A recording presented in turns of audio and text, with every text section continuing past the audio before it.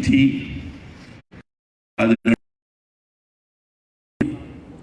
माननीय राज्य मंत्री रेलवे, भारत सरकार, हमारे प्रौद्योगिकी संस्थान के और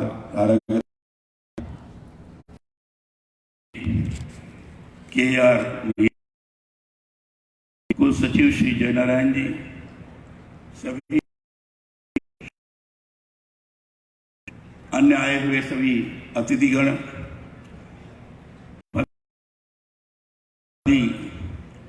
प्राप्त कर रहे हैं छात्र और छात्राएं जिन्होंने पदक प्राप्त, और शुभकामना व्यक्त करूंगा योग्यता प्राप्त की, पूरे देश को देने का बहुत महत्वपूर्ण, और इसलिए पुनः देता हूं, सबका अभिनंदन करता हूं। मुझे जाता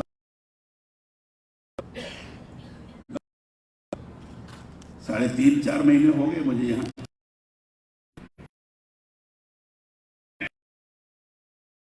ओकेशन में जा चुका, और उसमें प्रसन्नता भी, इतने स्वर्ण पदक धारी और बेटी बचाओ अभियान का एक जागरूकता प्रदान किया है, लाए हैं, और 17 मैं अनुभव कर स्पर्धा के माध्यम से, कंपटीशन के माध्यम से और अधिक प्रयास करें। छात्र और छात्राएं अगर करें, देश को एक सकारात्मक दिशा मिलेगी, और वह सकारात्मक दिशा अब गवर्नमेंटल ड्यूटीज की बात कोई नहीं करता है। संविधान के द्वारा सबके बीच मैं बार एसोसिएशन के एक कार्यक्रम में गया था, संविधान दिवस, सबको पूरी जानकारी,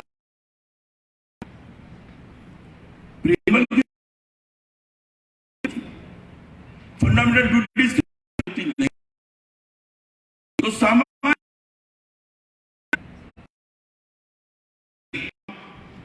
कदाई संस्थान से प्रवेश करने पर आप लोगों के भावी जीवन की बस कर डॉक्टर राधाकृष्णन जी, जो कि एक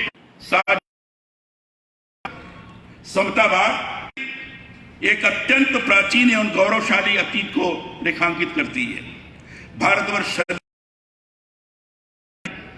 सांस्कृतिक, वैज्ञानिक विकास तथा व्यापार में अग्रणी रहा है। पिछली कुछ शताब्दियों में वैश्विक स्तर पर ज्ञान के स्वरूप के मूल मंत्रों में बदलाव हुए हैं, जिनकी वजह से समस्त विकास का मापदंड प्रौद्योगिकी एवं भौतिक संपदा को ही मान लिया गया है। समग्र विकास के लिए, डेवलपमेंट, समग्र विकास के लिए वसुधैव कुटुंबकम का हमारा आदर्श धीरे धीरे किनारा कसता जा रहा है। नई सदी, जिसका कि तीसरा दशक अभी प्रारंभ हुआ है, चुनौतियों से भरी हुई है। राष्ट्र के विकास में गति लाने के लिए जो कार्यक्रम प्रारंभ किए गए हैं, जैसे कि digital India, make in India, skilling India, इन सभी की सफलता इस पर निर्भर करती है कि आप तकनीकी क्षेत्र में कितना शोध करते हैं, रिसर्च करते हैं। अभी मैं पढ़ रहा था, भाषण भी दे रहे थे, तो देखा उसमें एक अर्थक्वेक साइंस, इसकी लैब अभी तैयार नहीं है। क्यों साहब? इसकी लैब तैयार नहीं हुई है। अब अर्थ क्यों पता लगा, मुझे पिछले उसके पहले वाले महीने में यहां भी थोड़ा बहुत हलचल हुई थी। तो मुझे अच्छा लगा कि एमएनआईटी में अर्थ के साइंस लैब अब जल्दी ही कार्यरत हो जाएगी। पता रहेगा कि हाँ भाई, तो बाकी के सारे टेक्नोलॉजी के संबंधित आपकी लैब तो हैं। ये भी है, जानकर बड़ा आनंद आया। राष्ट्र के नव निर्माण में इस प्रतिष्ठित संस्थान के छात्रों के कंधों पर जिम्मेदारी है। मैं जोर देकर इसलिए कह रहा हूं कि एमएनआईटी के बारे में पहले भी मैं जानता था, और आज जब श्रीमान जी उदय जी अपनी रिपोर्ट प्रस्तुत कर रहे थे तो काम का बना है, बड़ा प्रभावी स्वरूप है। और जो प्रतिभाएं दिखी टेक्नोलॉजी के आधार पर बड़ी तेज काम करने वाली यहां की प्रतिभाएं हैं। दुनिया के अंदर कहीं भी जाएंगे और जिस क्षेत्र में जाएंगे अपने इनोवेटिव माइंड के आधार रिसर्च करते हुए टेक्नोलॉजी को नई नई विधाएं प्रदान करेंगे। ये मुझे लगा, और आपसे मैं कि जिस क्षेत्र में जाए आप करें पूर्ण समर्पण के साथ, फुल डेडिकेशन, और जितना आपका समर्पण होगा उतना आप आगे बढ़ोगे, देश को आगे। समाज ने में हर जगह अपनी छाप छोड़ी। आप लोग उन अवसरों का समुचित उपयोग करें जो आपकी, साथ ही अपने देश की आवश्यकताओं को भी ध्यान में रखिए। यह सामाजिक जिम्मेदारी ही नहीं, समझ भी है, क्योंकि व्यक्ति ही समाज की मूल इकाई है। प्रायः देखा गया है कि उच्च शिक्षा के प्रतिष्ठित संस्थान में उनके छात्र शैक्षिक विकास एवं नौकरी के लिए विकसित देशों करते हैं। अब तो बाहर के लोग यहां आ रहे हैं, अब तो बाहर के देशों के लोग यहां आने के लिए लालायित हो रहे हैं प्रतिभा को देख करके। अब प्रतिभा का पलायन नहीं होना चाहिए, प्रतिभाएं यहां जागृत हो। और इसलिए मैं कह रहा हूं कि परम ध्यान में रखना आवश्यक है। राष्ट्र और समाज ने आप पर जो आर्थिक, सांस्कृतिक और सामाजिक निवेश किया है उसे ब्याज सहित वापस देना भी आपका दायित्व। आपने अपने रिपोर्ट में प्लेसमेंट के लिए कंपनियों को बुलाया था और आपने कहा है कि 167 कंपनीज इतनी आई थी और लगभग 6000 लोगों को, शायद 600 उन्होंने जॉब प्रदान किया। ठीक, अच्छी अच्छी कंपनी आई थी, इसका नाम यह बहुत अच्छी कंपनी थी। वहां जाएंगे, अपने टैलेंट से जरूर उस कंपनी को आगे बढ़ाएंगे। एक अच्छी स्थिति है और इसलिए हमें यहां छोड़कर बाहर जाने की आवश्यकता नहीं है। यही है अपने टैलेंट का, अपने एक्सपीरियंस का, अपने लर्निंग का हम अधिक से अधिक लाभ प्रदान कर सकें, यह मन के अंदर एक संकल्प भाव रखकर चलने की आवश्यकता है। इसलिए आप चाहे दुनिया के किसी भी कोने, आपका प्रथम कर्तव्य अपने राष्ट्र और समाज के प्रति है, क्योंकि आप समाज के सबसे विशेषाधिकार प्राप्त तबके में से एक हैं। पिछली सदी ने जहां एक और समाज को भौतिक समृद्धि और तकनीकी विकास का तोहफा दिया है, टेक्नोलॉजिकल डेवलपमेंट का तोहफा दिया है, सामाजिक विकास यह सदी रही है। हमारी लेकर सामाजिक वेद का वाक्य है, ऋग्वेद वगैरह में है, वो साथ सबका विकास और सबका विश्वास। प्रधानमंत्री जी नारा जरूर दिया है, लेकिन ये वेद का है जिसको को जगाया गया है। और इसलिए हमको लोग ओम सहना भवतु, साथ मिलकर एक दूसरे की रक्षा करें। सहनौ भुनक्तु, कर एक दूसरे के कल्याण क्षेम की बात करें। सहवीर्यम करवाओ भाई, साथ में मिलकर के अपने बल का पौरुष का संवर्धन करें। तेजस्विनावधीतमस्तु, अपन तेजस्वी स्वरूप को लोगों के सारे प्रकट करते रहे। और ये जो बहुत बड़ी चीज की जिसके लिए मैंने विश्वास की, ये कहा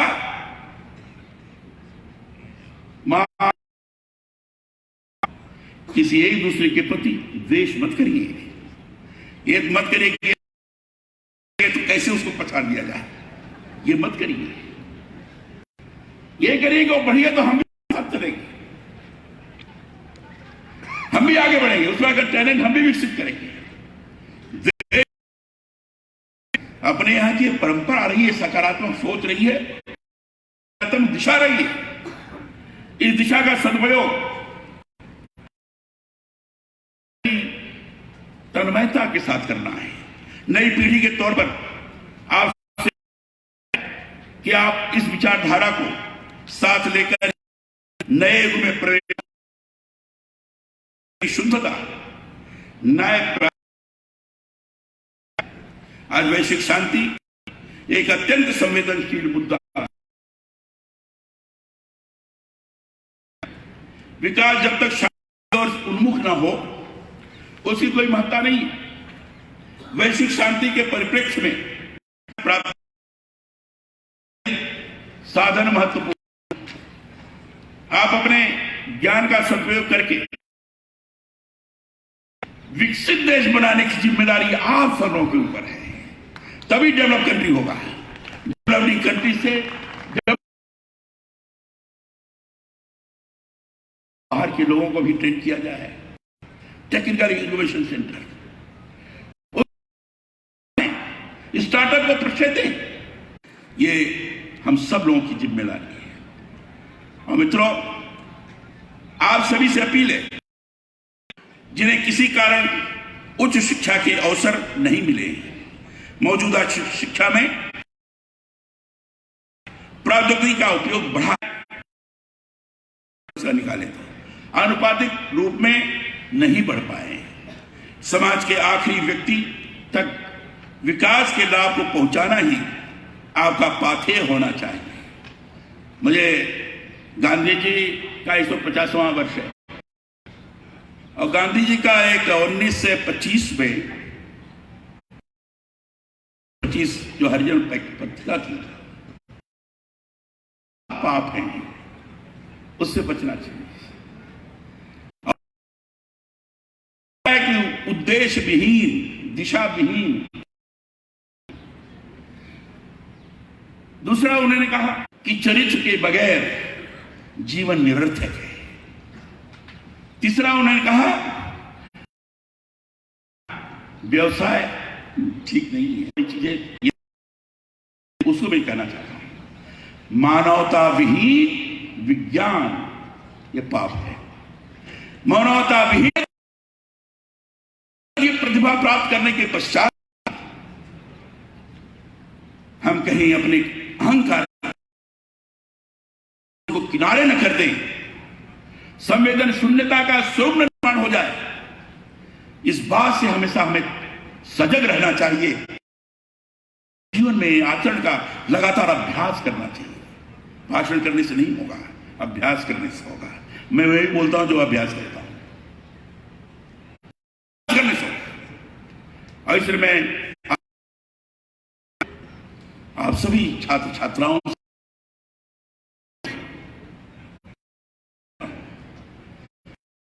क्या समाज को प्रदान करें, अपनी आजीविका भी चलाएं। गांधी जी ने जो इसका वर्णन किया